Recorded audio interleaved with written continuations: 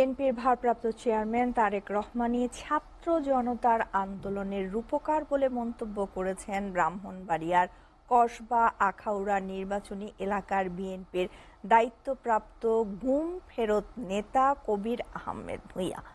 বিকেলে ব্রাহ্মণবাড়িয়ার Dharkhar union BNP আয়োজিত বন্যার্তদের পুনর্বাসন পরিকল্পনা ও দ্বিতীয় স্বাধীনতা আন্দোলনে নিহতদের স্মরণে দোয়া মাহফিল ও জনসভায় যোগ দিয়ে তিনি একথা বলেন। এ সময় বিএনপির এই নেতা আরও বলেন, ছাত্র গণ আন্দোলনে 2 শতাধিক বিএনপি ও ছাত্রদল নেতাকর্মী জীবন দিয়েছে।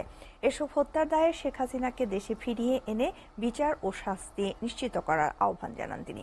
এ সময় বিএনপি ও সহযোগী সংগঠনের নেতাকর্মীরাও উপস্থিত ছিলেন। সেই মুগ্ধ আমাদের সন্তান, ব্রাহ্মণবাড়িয়ার সন্তান এবং সে বিএনপির সন্তান।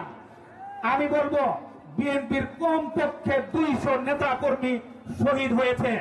এই আন্দোলনের সম্পূর্ণ রূপকার দেশনায়ক তারেক রহমান।